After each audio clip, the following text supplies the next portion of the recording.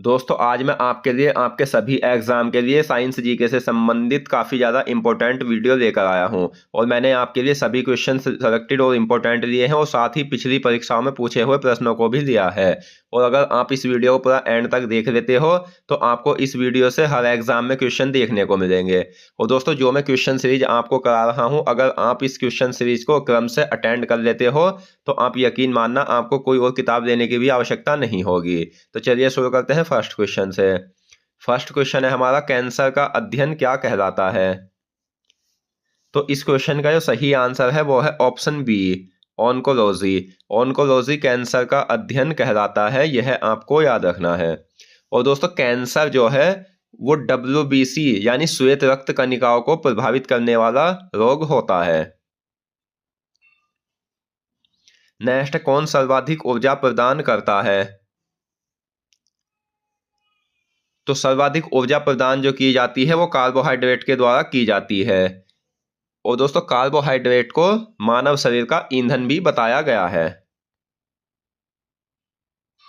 Next है, शरीर के किस अंग की खराबी से मधुमेह रोग का प्रकोप हो जाता है? तो इस क्वेश्चन का सही आंसर है ऑप्शन बी, पैनक्रियाज।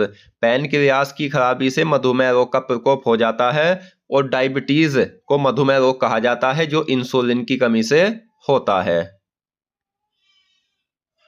नेक्स्ट, रक्त कितने भागों में बटे होते हैं? तो रक्त जो बटे होते हैं दोस्तों वो दो भागों में बटे होते हैं, एक तो प्लाज्मा और दूसरा रुधिराणु। प्लाज्मा मानव रक्त का 55% पाया जाता है और रुधिराणु श्वेत रक्त कण और लाल रक्त कण तथा प्लेटलेट्स इन तीन भागों में बटे होते हैं। नेक्स्ट, मानव शरीर में रक्त किन किन भागों में बटे होते हैं? तो ये बटे होते हैं प्लाज्मा और रुधिराणु में, यानी दोनों। अगला क्वेश्चन है, रक्त में पाया जाने वाला प्लाज्मा रक्त का कितने प्रतिशत होता है? तो ये होता है 55 से 60%। रक्त में पाया जाने वाला रुधिराणु रक्त का कितने प्रतिशत होता है? तो ये होता है दोस्तों 40 से 45%, ऑप्शन बी।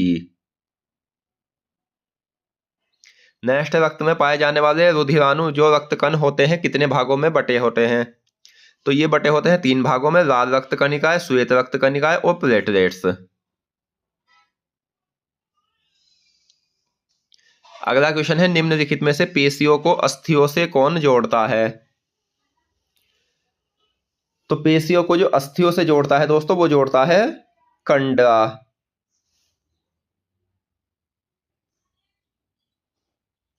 नेक्स्ट, मानव शरीर में कार्बोहाइड्रेट का पुनः संग्रहण किस रूप में होता है? तो मानव शरीर में कार्बोहाइड्रेट का पुनः संग्रहण जो होता है वो ग्लाइकोजन के रूप में होता है, ऑप्शन ए सही आंसर है। अगला क्वेश्चन है, मीना माता रोग का कारण है?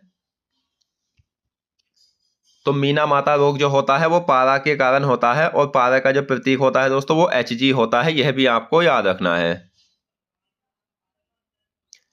अगला क्वेश्चन है, प्लेटलेट्स का अन्य नाम क्या होता है? तो प्लेटलेट्स का जो अन्य नाम होता है वो होता है होम्योस्टेटिस। होम्योस्टेटिस प्लेटलेट्स का अन्य नाम है। मानव नेत्र के रेटिना पर प्रतिबिंब कैसा बना होता है?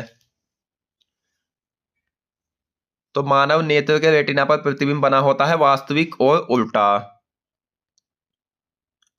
दोस्तों अगर आपको वीडियो पसंद आ रही है, वीडियो की क्वालिटी पसंद आ रही है तो प्लीज़ वीडियो को लाइक करें और साथ ही अगर आप हमारे चैनल पर नए हैं तो हमारे चैनल को सब्सक्राइब भी करें ताकि आने वाली सभी वीडियो की नोटिफिकेशन आप तक पहुंच सके। नेक्स्ट, प्रोटीन बनाने के लिए कितने अमीनो अम्ल आवश्यक होते हैं? तो प्रोटीन बनाने के लिए अमीनो अम्ल की जो आवश्यकता होती है वो 20 अमीनो अम्ल की आवश्यकता होती है। मानव शरीर का वह एकमात्र अंग जो पुनः विकसित और सृजित किया जा सकता है? तो वो अंग होता है यकृत, जिसे जिगर भी कहा जाता है। अगला क्वेश्चन, चिकित्सा शास्त्र के जनक कौन कहलाते हैं? तो इस क्वेश्चन का जो सही आंसर है वो है हिप्पोक्रेटस। हिप्पोक्रेटस चिकित्सा शास्त्र के जनक कहलाते हैं। ज्वर जिसे बुखार कहा जाता है किस रोग के लक्षण है? तो दोस्तों मलेरिया, टाइफाइड, डेंगू, इन सभी में बुखार आता है, तो ये आपको याद रखने हैं। अगला क्वेश्चन है शरीर में ऊतकों का निर्माण किसके द्वारा होता है? तो शरीर में जो ऊतकों का निर्माण होता है वो प्रोटीन के द्वारा होता है, ऑप्शन ए। कार्बोहाइड्रेट के अलावा हमारे आहार में ऊर्जा का प्रमुख स्रोत क्या है? तो दोस्तों कार्बोहाइड्रेट के द्वारा जो ना आहार में वसा भी ऊर्जा का प्रमुख स्रोत है, ऑप्शन बी। और सामान्यतः 30 ग्राम वसा संतुलित आहार के रूप में मानव को रोज ग्रहण करनी चाहिए। टाइफाइड जिसे मियादी बुखार भी कहा जाता है से कौन सा अंग खराब होता है? तो टाइफाइड जो प्रभावित करता है वो आंतों को प्रभावित करता है, ऑप्शन बी।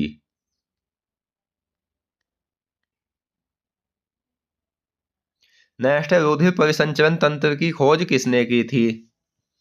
तो रुधिर परिसंचरण तंत्र की खोज की थी विलियम हार्वे ने। विलियम हार्वे ने रुधिर परिसंचरण तंत्र की खोज की थी।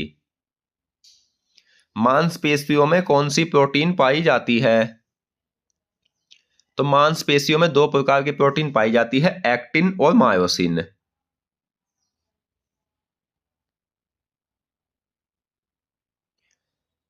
दोस्तों जो मैं क्वेश्चन आपको करा रहा हूं, अगर एक क्वेश्चन से संबंधित 10 फैक्ट्स भी बन सकते हैं तो वो मैंने 10 के 10 क्वेश्चन के रूप में रखे हैं। आप निश्चिंत रहे, कोई भी क्वेश्चन आपका छूटेगा नहीं, बस आप सभी क्लासों को क्रम से अटेंड कर लेना। और वीडियो को देखने के बाद आप कोई प्रैक्टिस सेट उठाकर देखना, आपको ऐसे ही क्वेश्चन रखे हुए मिलेंगे जैसे मैंने अपनी वीडियो में रखे हैं। विटामिन ए प्रचुर मात्रा में किस में पाया जाता है? तो विटामिन ए का वैज्ञानिक नाम रेटिनॉल होता है और इसकी कमी से रतौंधी रोग हो जाता है जिसमें रात में दिखाई नहीं देता। और ये सबसे ज्यादा जो पाया जाता है वो गाजर में पाया जाता है। किस विटामिन की कमी से बच्चों के अंगों की अस्थियां मुड़ जाती है? तो विटामिन डी की कमी से बच्चों की अस्थियां मुड़ जाती है और बच्चों की अस्थियां मुड़ जाने के कारण होने वाला रोग होता है रिकेटस। किसकी कमी से एनीमिया रोग होता है? तो एनीमिया रोग जो होता है वो लोहा की कमी से होता है, ऑप्शन ए। कौन सा पोषक तत्व थायराइड ग्रंथि के सामान्य संचालन हेतु आवश्यक है? तो आयोडीन ऐसा पोषक तत्व है जो थायराइड ग्रंथि के संचालन हेतु आवश्यक होता है। और दोस्तों आयोडीन की कमी से घोंघा रोग हो जाता है। नेक्स्ट, सबसे बड़ी संधि कौन सी होती है? तो सबसे बड़ी संधि होती है जानु संधि। तो दोस्तों आज की इस वीडियो में हमने साइंस से संबंधित महत्वपूर्ण प्रश्नों को पढ़ा और मैं आशा करता हूँ क्वेश्चन आपको अच्छे समझ आ गए होंगे। तो मिलते हैं नेक्स्ट वीडियो में, धन्यवाद।